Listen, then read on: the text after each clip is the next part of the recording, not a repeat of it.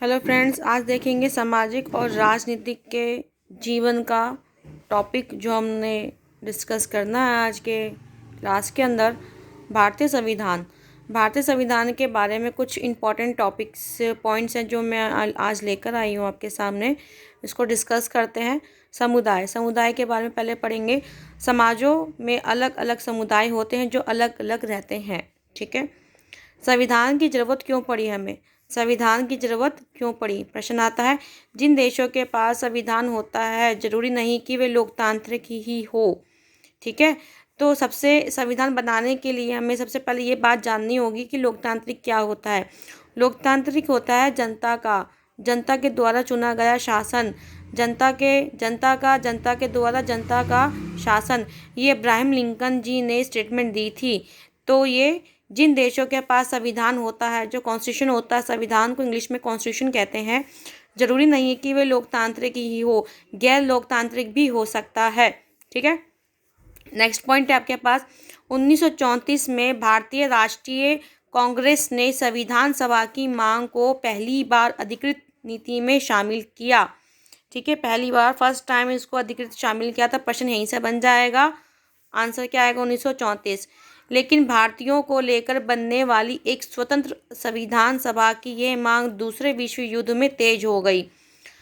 ये अधिकृत हो गया था 1934 में, लेकिन जो ये मांग है ना, मतलब डिमांड है, हमारा जो दूसरा विश्व युद्ध हुआ था, सेकेंड वर्ल्ड वॉर, उसमें ये क्या हो गया, उसने स्पीड पकड़ ली, तेज पकड़ गई, स्पीड से होना शुरू हो गया था।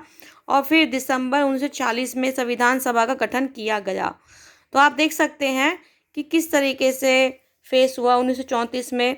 ठीक है, अधिकृत नीति शामिल हुई थी और फिर डिमांड फुलफिल हुई और 1940 में क्या हुआ, संविधान सभा का गठन किया गया। संविधान सभा का प्रारूप देखेंगे। दिसंबर 1940 से लेकर नवंबर 1949 के बीच में हमारा टाइम पीरियड रहा था। प्रश्न ये भी आता है, संविधान सभा का प्रारूप का समय क्या था? तो ये आपको पता होना जरूरी है। भारतीयों को मौका कब मिला? भारतीयों को मौका कब मिला था? 150 साल यानी 150 साल वर्ष के बाद अंग्रेजी हुकूमत से मौका मिला था। ठीक है, ये बात समझने की है। नेक्स्ट टॉपिक पे चलते हैं आगे ही। फर्स्ट पीएम हमारे कौन रहते हैं? आदरणीय नेहरू जी रहे थे। क्या जब नेपाल में संविधान था तो पहले से तो क्यों जरूरत पड़ी नेपाल को संविधान की?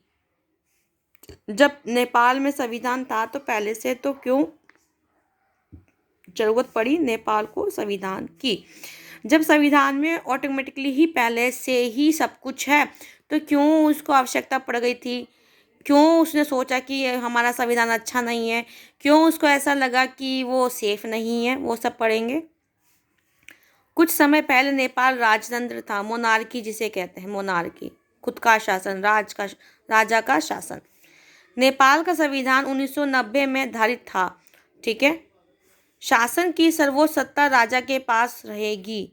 जो सर्वोच्च सत्ता है वो किसके पास रहेगी? राजा के पास। नेपाल में कई लोग लोकतंत्र के लिए जन आंदोलन करते आ रहे हैं। जन आंदोलन मतलब होता है जनता खुद आंदोलन करती है। ठीक है, और वहाँ की जनता सफल हो गई थी 2006 में। ठीक है, आंदोलन किया, 2006 में सफल हो गई। फिर उन्हें एक नए संविधान की जरूरत पड़ी। ठीक है, और नए संविधान में क्या वो बदलाव चाहती थी? नियम में बदलाव चाहती थी। 2015 में नए संविधान को अपनाया उन्होंने। ठीक है, 2015 में नए संविधान को अपना लिया था। दूसरा कहते हैं कि संविधान का दूसरा मुख्य उद्देश्य क्या हो सकता है? क्या है दूसरा मुख्य उद्देश्य? देश की राजनीतिक व्यवस्था को तय करना, पहला पॉइंट। पुराने संविधान में कहा गया है कि देश के शासन की बागडोर राजा और मंत्रिपरिषद के हाथ में रहेगी। ये 2 पॉइंट ध्यान रखने वाली बात है कि क्वेश्चन सीधा ये पूछ लेते हैं, देश के शासन की बागडोर राजा और मंत्रिपरिषद के हाथ में रहेगी।